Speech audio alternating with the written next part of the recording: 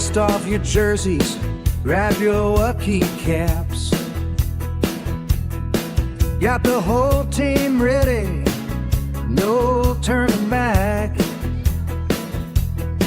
From the hardwood floors to the diamond bright, we're here to talk sports all day and night.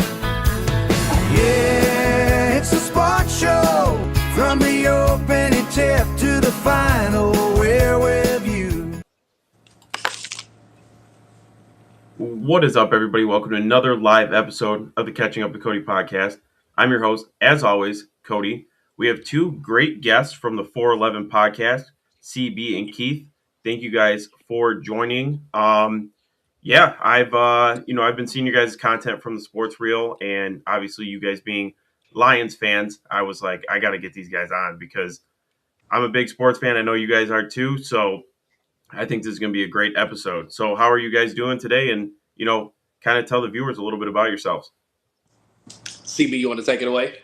Yes. So I do thank you for letting us come on the show. We are the 411 Lions podcast. We more so talk about the Lions, but we talk about all Detroit sports. We love our Michigan teams.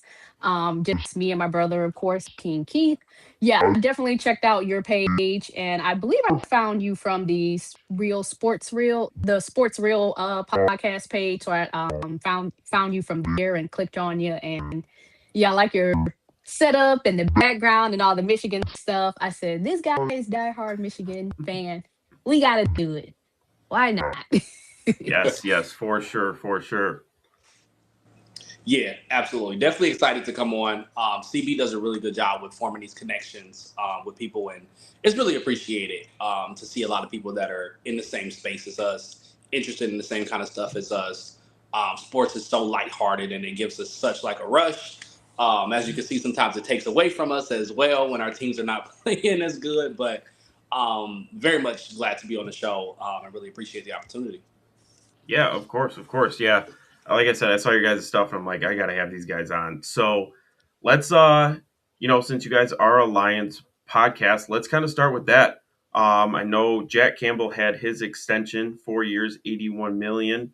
That kind of begs the question though, like, this is the time where everybody's contracts are going to be extended and some of them are coming up. Who do you guys feel, I've been hearing Gibbs, Laporta, and Branch are those top three guys of who we're bringing back, who we don't bring back. Who do you guys feel we should be bringing back, out of those three? And is there any other names that, we should be extending outside of those three guys? Yeah, for me, I'll say Gibbs stands out as one. And I think considering the fact that the other guys are dealing with injury issues, it's no knock to them because they've been fantastic players since they've donned the Lions jersey. But Gibbs showing the durability, his importance to the offense. We know the Lions, of course, got high-flying weapons, guys that can kind of move the ball around a little bit. But I think being a team that can establish the run is extremely important. And he kind of leads that identity. So Gibbs stands out as a guy, even though running backs typically aren't the people that get those second and third contracts. At the same time, Gibbs is just different. And the Lions have found a way to not reduce his role, but kind of keep him fresh over the past couple of seasons. We'll see how that looks now that David Montgomery isn't gone, or is gone. But I think that he's the one that stands out the most. The other two having such major injuries and also being at positions that I don't want to say can be seen as replaceable, but I think safety, for example, is not a position that is necessarily high when it comes to positional value. And the Lions obviously don't care about that kind of stuff. But I think that those kind of things make them a little bit more expendable in some cases. I think Brian Branch fits this team's identity perfectly. And also the fact that Kirby Joseph has been dealing with injury issues also makes his role a little bit more important. But I really want to see how both of those guys look coming back from the injuries before they make any kind of decisions. But out of those three, I think Gibbs is the one that kind of stands out the most just because the durability hasn't been much of an issue with him. Yeah, for sure. What about you, CB? Who do you see? Who do you think we should be bringing back? And, who is unfortunately got to walk away? I know I've seen reports of maybe we could use Sam Laporta as maybe a trade bait, or maybe we don't bring him back. But honestly, I would say Gibbs first. He's arguably the best running back in the league. Depends on if you think Bijan or, Derrick Henry, other couple other people. But I definitely feel that you should extend Gibbs. I do like the Jack Campbell deal. Not only one, he deserved it, but we did save reportedly $14 million when we gave that contract. And Jack Campbell had did an interview, and well, he spoke on him being extended, and he was saying that he didn't want to be the highest paid at his position in the league. He wanted to try to keep the core guys together. I do think the Detroit Lions front office is very smart, very savvy. Um, a lot of his money, Jack Campbell's money, is kind of like a signing bonus. So it doesn't hit the cap too much this season and next season. So I think we may be able to keep all of them. We might. Mm. That would be nice. That would for sure help. Obviously, the team in general and everything like that. You kind of, Keith, you brought up Kirby Joseph. Do you think he'll ever actually come back and play? I know, the knee injury that he's dealing with, they said is kind of rare. And, I kind of wanted your guys' opinion on that of like, you know, is he going to come back? Is he going to rush it back? And then, because outside of football, I mean, he's got to be able to walk around and do everything. So, like, do you take that in consideration? Like, it might be time to just either call it quits because, I mean, he's a young guy, so he's still got a long life afterwards outside of football. So, do you think he should rush it back or do you think it's time for him to just hang it up? Yeah, it's such a delicate thing. And CB knows how I feel about trying to speculate about these kind of things because we just get so little information. It seems like I think the team obviously knows a lot more than we do as fans, as outsiders. But it does sound pretty scary, and it clearly is something that is extremely significant. The fact that even looking at OTAs now, he's still not out there, and a lot of that is precautionary. You don't want to put any wear and tear on it that you don't need to, but it is really scary. I have no clue how the situation is going to go. I'd be surprised if Kirby Joseph doesn't at least lace him up and give it a shot. But I think the question begs, even if he does go out there and play, for one, is he effective? And two, how long can he be effective? Because you don't really see NFL players be on essentially like a pitch count, like how baseball players are like pitchers. Yeah. Um, and I don't know if that works with your starting free safety because when he is playing, he's so good. You can almost build a defense around him or at least a secondary. But if you don't know if he's going to be out there or not, it makes it a lot more scary. So honestly, I'm kind of just, you kind of got to leave it up to the Lions to figure out what exactly is the best decision. But it seems like it could go either way, which again is really scary as a fan. Yes, for Yeah. sure. For sure. Yeah, if Go I ahead, may CB. add, as Keith mentioned, the OTAs, and he was in street clothes. But he didn't have like a knee brace, or he didn't have like a cast. It was reported that, I believe it was either yesterday or the day before yesterday, that he was doing light catches. He was more so on the sidelines, just helping the players and helping with small tasks. The injury is very cryptic though. They're very tight-lipped on things. So one minute you got people saying, "Oh, it may be degenerate. He may need to retire." The other minute they're saying, "Well, I mean, he's at OTA, he's in street clothes, he was at the Pistons games, and they said at OTAs a couple days ago he didn't have a limp. He looked regular, was walking regular, no brace, no knee brace, no cast or anything. So I really don't know what to make of it." Yeah, it's definitely a weird scenario. I mean, hopefully he obviously gets it all healed and can come back, but we will have to see. Um, last week I talked about the Tigers a little bit and how AJ Hinch was on the hot seat. I kind of want to ask you guys on, the same question, but for Dan Campbell, I feel like the Lions are going in the wrong direction right now. As far as missing the playoffs last year and everything.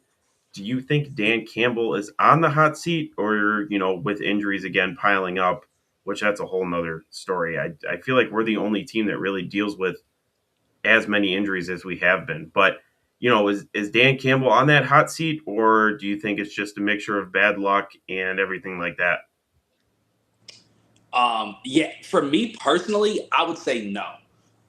And I think that when I look at the larger body of work, the fact that the Lions still have had 4 consecutive winning seasons, which is, as Lions fans, we know a little bit rare. Um, I don't see a hot seat necessarily. But at the same time, like you mentioned, we did take a step back and a significant step back at that last year. So I think that this year kind of will tell a little bit more. I think that I start to question when I think of a coach being on a hot seat. You start to look at their processes and their decision making and all those kind of things. And are those things starting to waver? Are those things starting to come into question? I don't feel like the Lions changed too much about their processes last year. I think the schedule for one was tougher, and the division did get better. The injury luck obviously does factor in as well. But I think that a lot of the decision making was pretty consistent with the way that it had been. So I feel pretty good about this team coming into 2026. CB and I went through our record predictions, and I know we'll talk about records as well. But I do have them. I do expect them to win a lot of games this year. Just looking at their schedule, if they do struggle this year with what is a weaker schedule, I don't want to make too many assumptions about the schedule because it looks different. A lot of people will say coming into the season, "Oh, it looks weak. It looks weak." And then certain teams are a lot better than you expect. So you really don't know. But there are some teams on the Lions schedule that they absolutely should beat. The Titans, the Jets. Like, I don't want to say these are We gimmies, but better. like the Lions can't lose those games. They should not be losing those games, especially at home. So if they run off some of those wins, I feel like some of the things that they've done in the past few years, and hopefully deal with just a little bit less injury luck, I think that Dan Campbell will be fine. But if they don't take that step back forward, then yeah, I think it's time to start talking about what are we doing wrong here. Yeah, for sure, for sure. What about you, CB? You think Dan Campbell is on the hot seat, or do you think we got to give him another chance? I think if we miss the playoffs and we finish last in the division, I think there will be a lot of eyes on our coaching staff, maybe GM, Brad Holmes. I kind of more so feel would be in the hot seat before maybe a Dan Campbell. I mean, just our season, the season before last season, what 24, we finished 15-2. Obviously, we beat the Vikings to win the division. We were both 14-3. I mean, people are on sports radio saying that they wanted to build a statue in Oakland County of Dan Campbell. Now, we finished 9-8. Obviously, we were last in the division. So I still think we got to see about this season. I think this season will be a teller for me. I think this season will be very revealing on, is it the draft picks? Is it the coaching? I mean, obviously the offensive coordinators and defensive coordinators. We have newer staff in the building as far as that. But I'm gonna say one more season. One more season. Yeah. I mean, he's obviously changed the culture in Detroit, obviously, with, the success that he's had. But the last couple of years I feel like we're going downhill.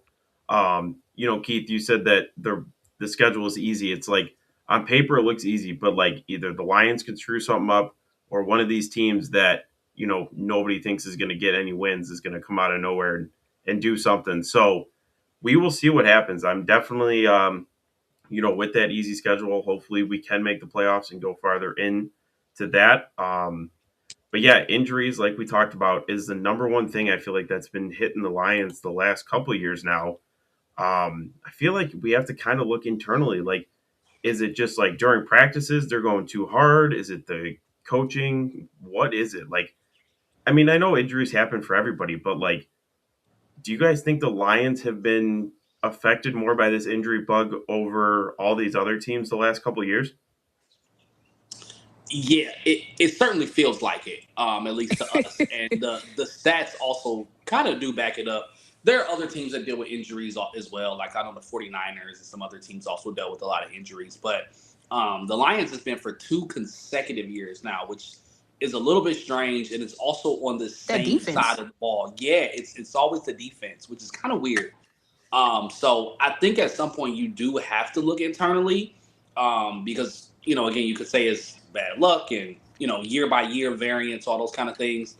2 years in a row, the same side of the ball kind of just falling apart injury wise. Some of it is still bad luck, but also you got to look at your habits. And again, we don't know. I love to make sure that I point out that we don't know exactly what's going on, but with their practice habits, they got to be looking at some kind of way. I know this year they aren't doing any joint practices with other teams, which I found pretty interesting as well. Yay. So yeah, it seems like they might be making a conscious effort to be better about those things. I hope that they are, because 2 years in a row now could signify a bit of a pattern, especially when it is the same side of the ball. Their defense does play very aggressive. They play a lot of man coverage. So I have no idea if there's some kind of susceptibility there with the way that they play, but it damn sure feels like it affects the Lions more than other people. Yeah, for sure. What do you think, CB? You think it's just bad luck for the Lions as always, or do we got to kind of look internally and kind of figure out what's going on? You know, I kind of think it's some of everything. I mean, the injury bug that's bitten the Detroit Tigers, the injury bug that bites us, the Lions the last 2 years when we were 15-2, we lost at Ford Field. Our defense was depleted. Not that I'm making any excuses or anything, but we lost in the wild card round to a rookie, Jay Daniels. I believe there was maybe 21 people on IR. I believe it was like a record high that season. The Detroit Tigers, Cade getting the collapsed lung. I mean, there's just a lot of things that are just happening, man. It's just like, but I like how Dan Campbell's not doing the joint practices. He's not doing a rookie mini camp either. Um, Brad Holmes didn't go to the league meeting. He stayed back to watch some tape. So, and I really liked how the Lions had put out their schedule release. It wasn't all fun. It was more so here's the schedule, strictly business. We're embarrassed that we were 9-8 with all this talent on both sides of the ball. So I think the Lions are trying to keep it strictly business. But yeah, holding back some of those things. I hope it helps. I really do, but I don't Yeah, know. they need to stay healthy this year because I mean, I feel like all of our Detroit teams are like right there as far as getting a championship. Mm-hmm. And it would just be heartbreaking really to see how close the Lions got, those couple years, and to not get a championship out of this would be really bad. So, you know, I know you guys did some predictions. What do you let's get some predictions for this show. What do you guys think the Lions are going to do record wise, and are they going to make the playoffs or miss the playoffs? CB, you want to go first? Oh yeah, I think we're making it. I think we're making it. I'm going to go 12-5. Okay. Okay. I see a little bit of difficulty more towards the end. We do have 3 games within 11 days in December. I know we got that Germany game later on, I believe November, I want to say. Mm-hmm. Um, so that time zone and flying back but the Thanksgiving game because we play, I believe, the 22nd of November, and then we play the Thanksgiving game 4 days later. So I want to see how that December kind of shapes out. But I'm gonna go 12-5. I think we'll make the playoffs. All right. All right. We better. We better. Do you think we go deep in the playoffs, or you're just looking like we make it and get bounced first round? You know. Okay, so with the Rams, with Miles Garrett going to the NFC now. Obviously, I think the Rams will make the playoffs. Granted, no crazy injuries happened, just like that Michael Parsons injury happened. But Green Bay still ended up sweeping us. But if there's no injuries to the Rams and Miles Garrett is healthy, Matthew Stafford is healthy, they'll get the first round bye, excuse me. But if we have to run into the Rams, I don't think this is gonna happen for us. So maybe Gotcha. first or second round. Okay. All right. All right. Keith, what about you? What you seeing? So I again looking at this schedule, I think the Lions are going to win a significant amount of games. Um, I want to make sure that I caution. I don't think that necessarily means postseason success. Um, I think that the Lions will make it to at least the divisional round because I do think they will have a first round bye. Because I do see them winning. I think when we went through our games, I had them at 14-3, Okay. which I know is a very high prediction. But again, looking at the schedule, there just aren't a lot of games that scare me. I think the divisional games are the one I worry about the most. Um, Yeah, I Green Bay. feel like New England is due for a little bit of regression. And I don't think that they are particularly an intimidating team anyway playing the Lions. I think the Buffalo game, though, will say a lot because I think that the Lions also can go into Buffalo and beat the Bills.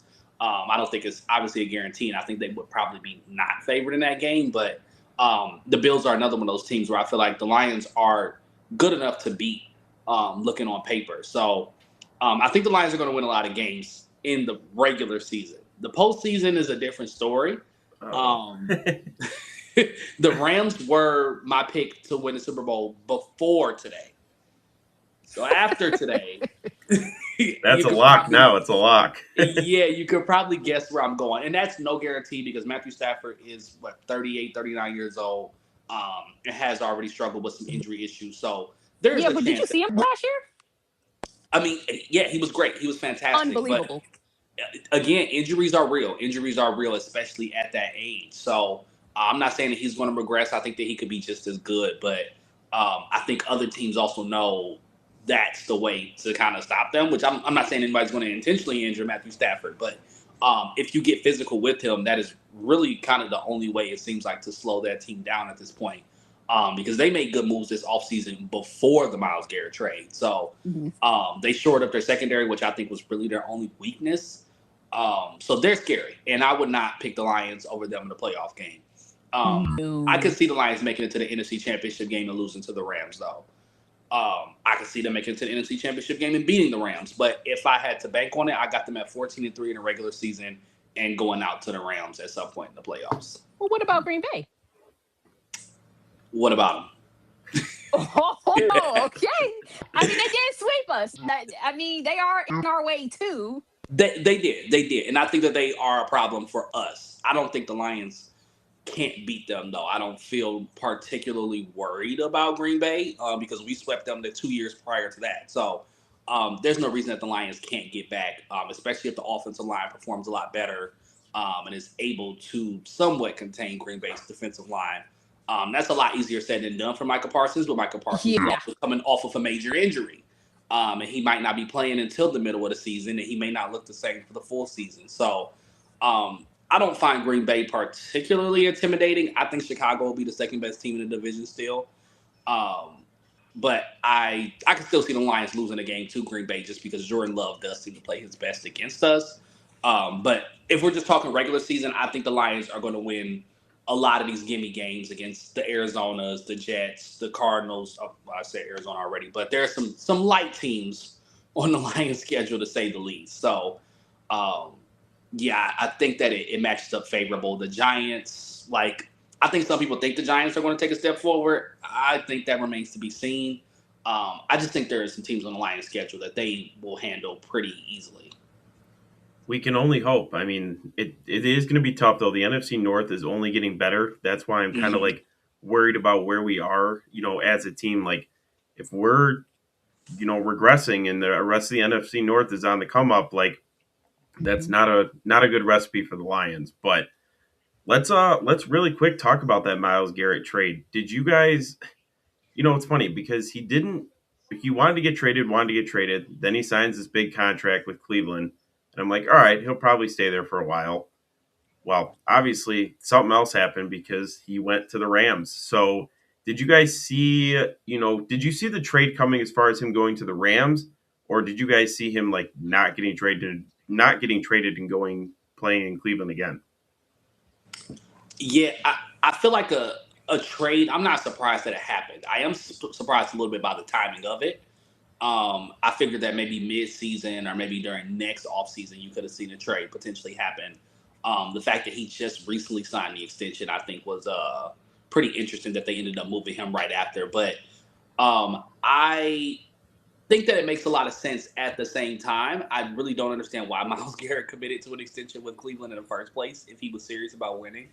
I know that as Lions fans, we can't brag too much either, but Cleveland is just not serious about winning, and that shouldn't have come as any kind of a surprise. So, yeah, I thought that it was a very interesting trade. I thought it was a good trade for both teams, if we're being honest too. I know Yeah. a lot of people are criticizing the Browns, but again, they were not going to win anything this year. Probably not going to win anything next year. Why not get some value and potentially build up your depth for a player who is amazing, all world, one of the best defensive players ever. But you won 3 games with him breaking the sack record last year. So, yeah, I think that you could probably prioritize other things for now. And they also got a really good player in return. Jared Verse has made the Pro Bowl in his first 2 seasons. So, um, yeah, I thought that And it he's was a good younger. trade. Yeah, a lot younger, a lot cheaper. Like, obviously not nearly as good. And the Rams were smart for making this move. I figured that a team like Philly would have went ahead and made this kind of a move instead of the Rams, but the Rams don't like to pick in the first round either, so I guess it's not really a surprise. So, yeah, I thought good move for Cleveland, great move for the Rams, and yeah, it made them a lot scarier than they already were. Yeah. Yeah, yeah, for sure. CB, what did you think? Did you see Miles Garrett being on the move? This was not in my bingo cards. No, I did not see this coming. I now in interviews he has said that he'll trade everything for a Super Bowl ring. He wants a Super Bowl ring, so he has been very vocal about that. I thought he would stay on the Browns, but like Keith just said, he broke the sack record last season. He played unbelievable. He had an argument for season MVP, and they won 3 games. Imagine him on the Rams. He could, break that sack record, have the same sacks. I mean, he was just last season, he was sensational. I tuned in to the Cleveland Browns just to watch him. I mean, he's unbelievable as a player. But yeah, my thing is, I'm just angry because why does this have to come to the NFC? Like, can we please deal with Miles Garrett and all of that? If he were still on the AFC side, can we deal with that? When we get to the Super Bowl, it's just pieces just in our way to win the NFC. Now, last summer, we had to deal with the Micah Parsons trade, arguably the biggest trade in NFL history. He got traded to the NFC, and we saw how sensational he played before the injury. Green Bay was standing in our way. Now we also got Micah Parsons in the NFC. It's like, dude, can we? Is there anybody else that's going to stand in our way in the NFC? Just do it now, man. Yeah, for sure. Yeah, that one definitely threw me off a little bit. Like I said, it's like you signed this big contract to stay there, and obviously, I mean, he's always talked about not liking it there in Cleveland and everything. So I had a feeling he was on the move at some point, but not this quick. So, but another trade that happened was AJ Brown got traded. I saw that coming. I think him and Jalen Hurts weren't getting along. I think there's a lot of behind the scenes stuff going on in Philly right now. So I think that's kind of good for both sides. Just kind of a clean slate. And you know what? He's a great football player. He did great in Philly, but I think it was both sides needed to move on from each other. Yeah, Yeah, sometimes it's just time to move on. yeah, and I think Philly kind of telegraphed it once they drafted Mekhi Lemon from USC. It was like, okay, well, this is kind of a foregone conclusion at this point. And also, it makes sense for New England to do that as well, because they do need like a number 1 receiver. Stephon Diggs was pretty good for them last year, but I think AJ Brown is still in a different tier of receiver. So it makes sense for them. It does. I we'll see. Again, New England, I just think is a really interesting team. I think teams that lose the Super Bowl are a lot of times due for some regression. They are younger, but there's a lot obviously going on around that team as well with the coaching Yes. situation as well. And that may not affect them at all, but it may affect them. So I think that they're a team that's potentially due for some regression, and hopefully AJ Brown doesn't end up in another toxic situation because he doesn't seem to respond very well to toxic situations. No, not at all. What about you, CB? Did you kind of agree with them kind of parting ways and everything like that? Yeah, they've been teasing this trade for a while. You kind of knew it was coming because after the June 1st, it's the certain type of cap hit. I believe Philly didn't want to take over the $40 million cap hit, something like that. But good he's in the AFC, you know. No more NFC trade news. So but I think I think the Patriots are still going to be good. I don't know about Super Bowl good, but if they get Stefan back and they get AJ, I don't know. I think they'll be back in the mix. Yeah, they just I don't know. Their run game doesn't impress me. I'm pretty sure they drafted a tackle after Will Campbell kind of got abused a bit in the postseason. Their defense, I think, is good, but I think it's lacking a little bit of high level players. Um, Drake May, I think, is legitimately good. I do think he's good. I don't know if he's as good as he played last year necessarily, but yeah, they're a really interesting team to watch, and I'm glad that the Lions do get the chance to play them because I think it'll be a really interesting matchup. But um, yeah, something tells me that they're due for a bit of regression. Let's hope. Let's hope. I mean, hopefully, you never know. So, let's move on to our, the other Detroit teams. Obviously, you guys are big Pistons fans. CB, I know you went to a couple of the games. Um, Oh man.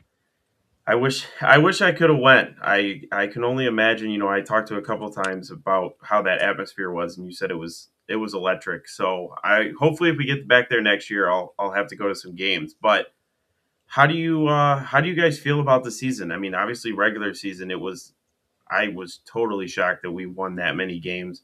Um, in the beginning of the season, I'm like, we'll sneak in at like fourth, fifth seed. Um, if you would have told me we were going to be number one seed for like 90% of the regular season, I would have said you guys are crazy. How did you guys feel about this season? Yeah, I know I was definitely pleasantly surprised to say the least. As CB knows, I'm very ride or die with the Pistons. When they were losing 28 games in a row, I was watching all those games, and though I it was was right tough. there. I was right there too. It was tough. It was very tough. But at the same time, there was a point where Kate Cunningham, who truly is just like a franchise altering player. I don't know what his career is going to look like by the time he's done playing in Detroit, but truly a blessing to have a player like him. I think that the Pistons couldn't have asked for a better player to lead their franchise. But at one point he said, "We're not this bad. We are not 28 games in a row bad." And we believed him, and we really believed him. And watching him play and watching those young guys play, there was a lot of belief in that. And to see them then turn it around last year, the way that they played against the Knicks made me feel like, with the way the Eastern Conference is set up, this team can beat almost anybody. So, in a way, I wasn't surprised that they played really well. Winning 60 games was a shock. Even when they had like 52 wins at one point, I'm like, wait a minute, are they about to win 60 games this year? Like, what is this? I'm like, oh, they have a shot, but like they have to win like their last seven, and then they won like their last seven. So it was a pleasant surprise. At the same time, it was extremely frustrating the way that it ended. Not just because of the fact that you lose in a game seven at home, and you could have potentially won this game. Um, the Pistons match up really well against the Knicks, and I don't want to make assumptions because the Knicks are playing really well, but I thought there was a decent chance the Pistons could have been playing in the finals, and I don't think they would have beat either of the I Western don't think Conference so. teams. But I think they would have beat the Knicks in that Eastern Conference matchup, and that's what made it more frustrating. Is that they got two tough matchups in Orlando and Cleveland, who just stylistically aren't two teams that they wanted to play. And CB can attest to this. I told her Cleveland was the one team I did not want to see in the playoffs. More than the Knicks, more than the Celtics. Cleveland was the one team I did not want the Pistons to see because the Pistons struggle with interior size. When teams have long, tall defenders, the Pistons want to score in the paint because they don't shoot the ball very well, as we saw. Hello. When you can stop that, that's when it becomes an issue. So that's why they would have struggled against the OKC or San Antonio. I don't think they would have struggled as much against the New York. And if they would have been able to battle through that Game 7 against Cleveland, they would have finally got a favorable matchup for the first time in the postseason, and they couldn't make it. So a bit frustrating, but I feel really good about them in the offseason. So I am excited still. Yeah, for I sure, don't for know sure. if we would have won against these Knicks this year. I don't know. I know people are saying that they think we could have. Basketball is a game of matchups. It truly is. And I feel like the Pistons match up so well against the Knicks. And Cleveland, just with them having perimeter scorers who can get their own bucket and interior defenders who can stop a team from scoring in the paint. The Knicks kind of are the opposite almost. The Knicks more so want to score on the inside, and they can defend better on the perimeter, which is fine with the Pistons because they don't want to play on the perimeter. They want to play on the inside. The Knicks can't stop Cade Cunningham. They have nothing for Cade Cunningham at all. OG Anunoby's not quick enough. Mikal Bridges is not strong enough. You match him up on Jalen Brunson, barbecue chicken. Like, you know what's going on here. So I don't think it would have been a good matchup for New York. But they are playing well. It would have, but I don't think the Knicks match up well. The Pistons can defend them well. Also, and really the only reason I think they lost to the Knicks last year is because Isaiah Stewart was hurt, and we had nobody to defend Karl Anthony Towns. He's here, so he's back now this year. So, yeah, I really felt good about the Pistons' chances. So that's really what made it frustrating. But making it almost to the Eastern Conference Finals, if you told me that they were going to get that close at the beginning of the season, I would have absolutely taken that. I would have taken that. Yeah, for sure. I mean, like, even the Cleveland game in Game 7, like, I would have rather lost on a buzzer beater than losing by 30 plus points. Like, you guys fought all first round, second round, and that's how you guys, like, send off the series. Like, that, I don't know. It just, like I said, I'd rather take a buzzer beater loss than that. But CB, I know you went to a couple of games. How did it feel being there? Like, how was the atmosphere? How was it around Detroit there? Oh, what happened? I think she went out for a second. Are you back? Was it mine? I don't Yeah, know what for sure. happened. I think It looked like she went out for a second, but we got you back. Oh, okay. Yeah, so okay, so to address the games I went to Game 7 for Orlando Magic at Little Caesars. That I've never seen Little Caesars that loud. Like every seat was filled. It was so fun. You couldn't even take a call in Little Caesars. I usually can take a call. You couldn't take a call. You couldn't hear anything. But now you were right, Keith, because I thought it was going to be Detroit and Boston for the Eastern Conference Finals, and then for the finals it would be San Antonio and Boston. But obviously we already got that matchup together. But I just don't know if we would have beat the Knicks. Now, the Knicks did look a little shaky the regular season, but the playoffs, it seems like Mike Brown has made adjustments and they have seemed to figure out a lot of things. I don't know if we would have beat them, but we obviously didn't have enough offensive firepower. Obviously, I mean, we needed a score. I wouldn't say it's a disappointing season though. I will say the Pistons gave you 2 rounds. We almost got we almost got past Cleveland. They went 7, but I definitely want to see us swing for the fence, whether it's in free agency or trade. I kind of want to see both, honestly, unpopular opinion. But I think next year we need to be swinging for the Eastern Conference Finals. I think it's time. And I think it's time in Cade's career, but we need to be swinging for Eastern Conference Finals. yeah, I agree, and I'm glad you brought up free agency and everything like that. I kind of wanted your guys' take on this. I'm thinking we do a sign and trade with Jalen Duren. I don't know who for yet. I know they've been talking about like Kawhi Ooh. and Kyrie and stuff like that. Um, I think like a couple years back, I'd be fine with those two guys, but I'm thinking like a Laurie Markin and Michael Porter Jr., somebody younger um, that can be the number two for Cade.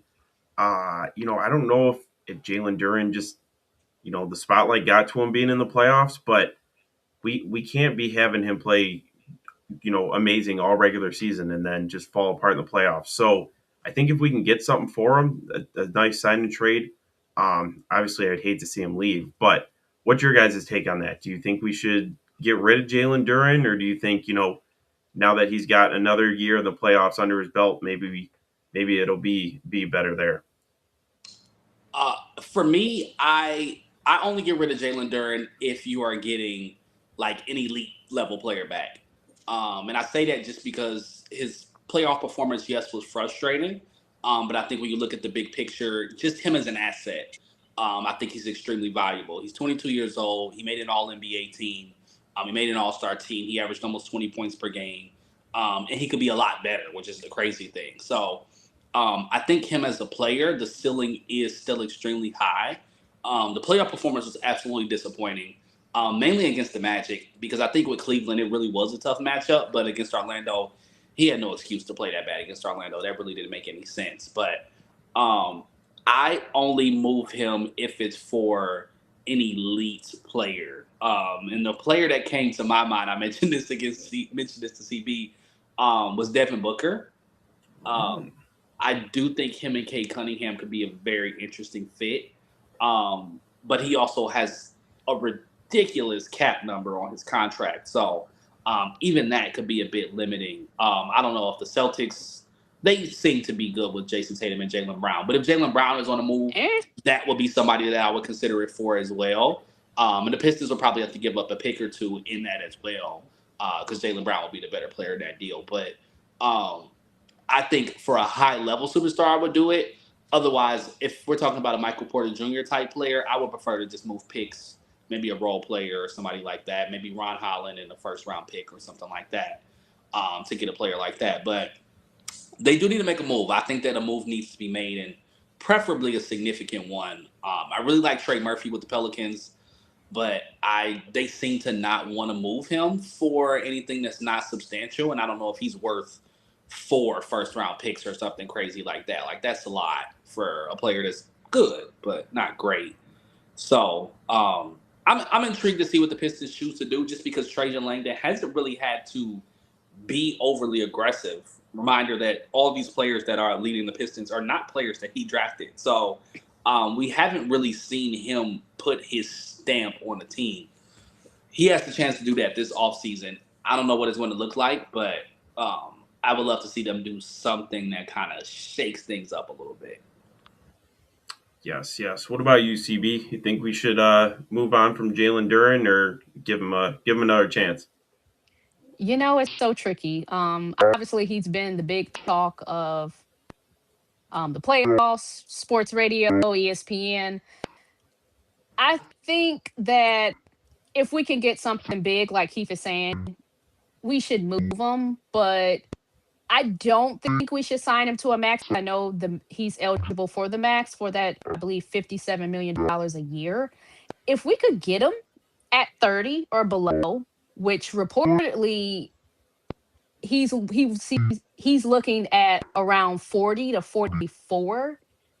I don't know. But if we could get him 30 million, I just don't want to sign a contract that just cripples the team. But if we let him leave, he's a young player, he can develop. Um if we let him leave, what are we getting? And is it going to be substantial? Is kind of where I'm going. But the only people I feel that should be safe is a Scar and Cade. Everybody else, I mean, if you want to shop it, if you want to trade it, hey, I don't hate it. But I definitely feel we need to make a trade. And I definitely feel free agency. I kind of felt like Jalen Ivy. we should have made a trade with him instead of choosing to move up in the draft. I think we could have made a trade with him and kind of got Cade somebody, but you know, that's here nor there. Yeah, I just question with that. Who do you think you're going to get? Because Ivy's value was, I think, a little lower than people realized, especially considering the issues with the injury. And I like the fact that they moved up in the draft because I think we'll talk about the draft in a second, but this is a pretty dang good draft. I actually like that trade.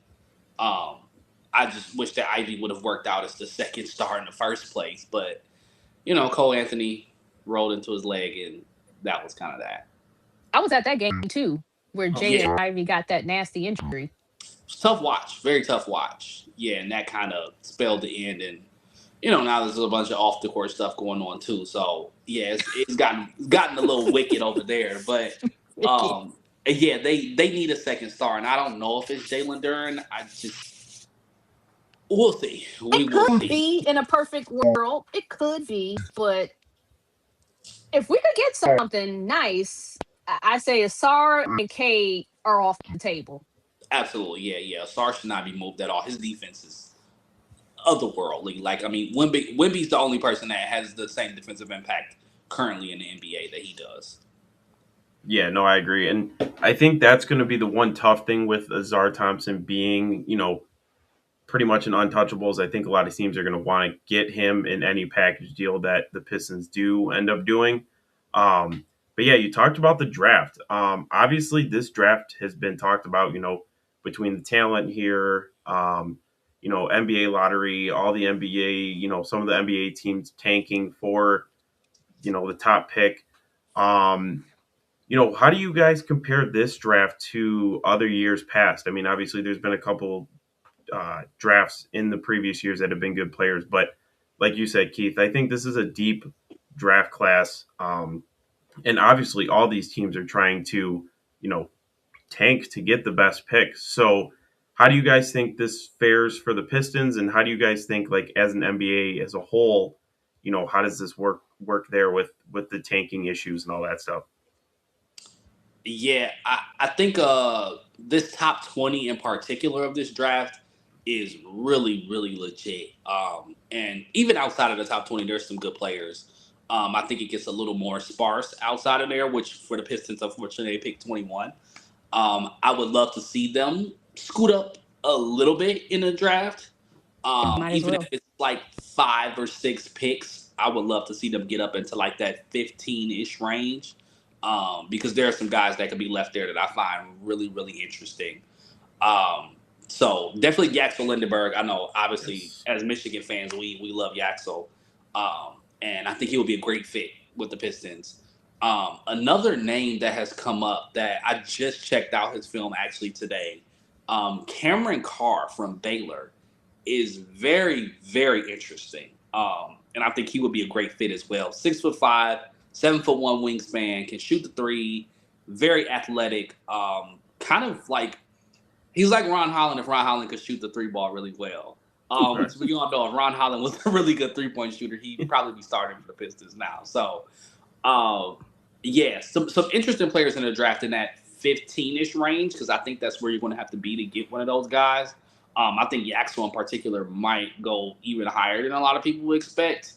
But definitely a very interesting draft. The tanking thing is just, I just think the NBA got to leave it alone. I mean, Confusing. yeah, there's there's only so many things a small market team can do to improve themselves. Like if I'm the Sacramento Kings, like nobody's coming here. And to be fair, they do shoot themselves in the foot very, very often. So they're not doing themselves any favors. But um, I just don't know what they expect small market teams to do outside of trying to get those high picks to get a Darren Peterson, to get an AJ DeBinsta. And even then, they finished, I think, 7th in the lottery. And if they don't get somebody like Acuff who pops off, they're going to continue to be the same Sacramento Kings. So I think the NBA needs to leave it alone. But Adam Silver's an interesting guy to say the least. So I don't know what. We'll see. We'll see. He's always changing something and then changing it back. Like, okay, Adam, whatever. Yeah, and like I know a lot of people are upset about like how San Antonio, kind of tanked, I guess, a couple of years to get this team. But like, I would rather see a bunch of young guys win a championship rather than like, these super teams or anybody like that. Like San Antonio, I feel like is building. They're still going to build for the future. I mean, obviously they're going to be good for a long time, and like you can tell, like even Wemby when they won Game 7 the other night, like you could tell that he actually cares, and all those young guys care. So to me, I would rather see that than like some of these teams that have the veteran players and stuff, and then they're still tanking to try to get a young guy and they're not going anywhere. Like at least San Antonio is kind of putting the pieces together to be good, not only now, but for the future. Yeah, San Antonio, OKC, Detroit, even like the teams with the best records this year were all teams that built through the draft. Yep. Hmm. So to try and be like, oh well, this can't be necessarily the strategy or try and limit that, like I just feel like you got to leave it alone. This isn't football. Like, there's a different way to be able to build your teams. Like in the NFL, you can get late first round picks, early second round picks, and those guys can turn into stars. In the NBA, it just doesn't happen as often. You need those high picks to turn you around. So, the tanking can be a bit shameless. It can be a bad product sometimes for sure, but it's just the nature of the game. Yeah, for sure, for sure. And I mean, Wemby's the example of like the generational talent. Like that doesn't come around every draft. So when Oh you can yeah. get that opportunity, I mean, from a business standpoint and a sports standpoint, like you got to do what you got to do to get these star athletes. Yeah, and even in the case of Wemby, like also tanking doesn't always work, and that's the risk of it, and that's why I feel like you just kind of let teams shoot themselves in the foot if it doesn't work. Because as we all probably remember, the team with the worst record the year that Wemby got drafted was actually the Pistons. Was actually us. And- yeah, so as much as we would have loved Wemby in a Pistons jersey, Meh. it didn't happen. So tanking doesn't always work. So this idea that like it could give teams an unfair advantage or whatever Adam Silver may be insinuating, I'm not sure what it is. I just think you should leave it alone. Yeah, I agree on that for sure. Let's well, we can wrap it up with the Detroit Tigers. Obviously there's Oh not man. I was gonna say, yeah, there's not too much positives to talk about. Um, the one question I did want to ask you guys was with Tarek Skubal. Do you think that he's gone, whether it be at the end of this year, a trade? Um, I mean, if I was him looking at this team, I would want out as soon as possible. It's so interesting watching these kind of things play out. Baseball is such a finicky sport. Um, Part of me is like, yeah, get what you can for him. Part of me is like, Scott Harris has just been so unaggressive so far as a GM that I don't think he may not do anything. And then Hmm. part of me is like, at some point in August, the Tigers are going to go on like a 15-game win streak and get back into this thing anyway. So you might as well I just hope keep so. them. Please. Baseball's it's a weird sport. It's a very strange sport. And oftentimes the best team is not the team that wins. So the Dodgers have kind of put that to rest a little bit, but they're cheating, whatever. Um, but part of me is like just ride it out with Scooble. He's been great, and I think that he identifies very well with the city. And he's just done all the right things. But at the same time, 30 years old, has already had elbow issues, having more elbow issues. I'm okay with either move. If you hang on to him, something just tells me this Tigers team is going to get their shit together at some point. I hope I'm so. I was gonna say, yeah, I hope so because I mean the way that they're looking, I mean they're kind of like the opposite of what the Pistons were. Like nobody expected the Pistons to be good this year.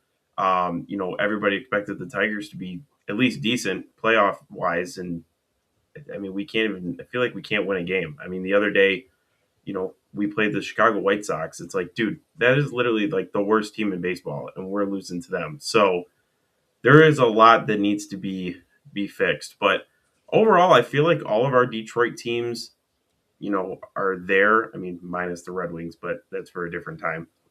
But um, let's kind of wrap it up here with I wanted to talk about the NBA Finals. How do you guys feel? We talked about it a little bit with New York and San Antonio. I kind of want to, end it off with your guys' predictions on who wins the NBA Finals. CB, you want to go first? Um, I think the Spurs can pull it out. I think it's going 6 though, because when the Knicks played the Spurs, the Knicks won, well, regular season. Sorry, when the Knicks played the Spurs regular season, they won 2 out of 3, and Wemby was playing. Um, the game that I watched where the Knicks did win the regular season, I mean, the Knicks at the end of the game, they just were trapping half court and they were just smothering the Spurs perimeter on that perimeter wise with the defense. So I don't know. It's definitely not going to be a sweep. It's definitely not going to be a gentleman's sweep. I see 6 games. I think the Spurs can pull it out if Wemby. It's going to begin and end with Wemby. Yeah, I have a similar ending, I think, to the series prediction wise. And I'm a little biased, so that's the only reason why. I do live 15 minutes away from New York City, Boo. and I actually hate the Knicks, but people around here keep trying to tell me like, give them a chance, like give them a shot. They're basically your team now. You live here, and I'm like, no, they're not. No. But I do live around here, and I do have like friends who are Knicks fans, and I do feel like they deserve more respect than what I'm giving them because I really didn't feel like they had a chance. I do think they match up better against San Antonio than they do against Oklahoma City. Funny enough, so Hmm. um, I could see them getting a game or two. I think this series will definitely come down to each of these teams' secondary players. Um, I think that wherever Wemby is at on the floor, he's going to give the Knicks trouble to the point where they have not seen these playoffs. They haven't played a good defensive team yet, and they're about to go to playing a great defensive team. So I think they're going to struggle to adjust. I really do. I think Wemby is going to pretty much just take Cat out of the series if that's who they choose to guard him with. And the Knicks just don't play as well when Brunson has to carry them. So I think it's going to be tough for the Knicks to overcome. But, OG Anunoby's playing great. Mikal Bridges has been playing really good. They've got some contributions from their bench. But San Antonio is deep. And as you mentioned, Cody, they really look like they care. Like, Yes. they want to win this thing. Wemby is like, Oh yeah. he's kind of got that. I don't want to compare him to them as like a player, but he's kind of got like that mentality of like a Jordan Kobe kind of, where he seems a bit obsessive about winning. And he doesn't seem to care as much about his stats. Like he really just wants to win the game. So I think that San Antonio is going to go all out here. And the Knicks are going to have to still win those games in San Antonio to win this series, if we're being real. Yeah, for sure. And like even some of the games that I watch with Wemby, like even when they lose, I mean, like he's like walk off the court right to the locker room. He's just mad at himself. Like he wants to go 82-0 every year if he could. So that's the kind of basketball I like. Is like they actually care. They're not just in it for the money. And like I said, it's nice to see a young team that's built from the draft get to the NBA Finals. So I think this will be a good one. I also think it's going to go 6 with San Antonio winning. So but we will have to see. So, any last things you guys want to talk about? I appreciate you guys coming on. I'm definitely wanting you guys on again for sure. Any last minute things, and then plug your socials and everything. Let everybody know where they can find you at. Yes. So you can follow us on TikTok, Apple, Spotify, 411 Lions. Yeah, but we love being on the show, and we definitely want to come back. I'm thinking maybe training camp when the player positions, the second string versus those maybe first strings, like those position battles. That would be nice. Yeah, absolutely. Definitely appreciate it. Like CB said, coming on and being able to chat. And really good to just connect with other people. And you continue to do the great work that you're doing. I love seeing people that like put effort and time into the work that they do, like the intro and all that kind of stuff. That's really cool. Mhm. So keep doing that kind of stuff. And yeah, we'll always be around. As CB mentioned, of course, give us a follow, give us a like, subscribe, comment, whatever. And always feel free to reach out to us if anything's ever needed. But yeah, very much appreciative of the opportunity. Yeah, for Thank you. sure. Yeah, we'll definitely have you guys on when the season starts because we got to see if that easy schedule turns out to be easy, or if somehow Detroit makes it a tough schedule. So thank you guys so much for being on. And everybody that's viewing, thank you guys for watching another live episode of Catching Up with Cody. Every Monday night, 9 p.m. Eastern Time. Please give the 411 podcast a follow. They do a lot. They talk sports, Detroit, everything. So great people, and we'll definitely see them again. So thank you guys for catching up.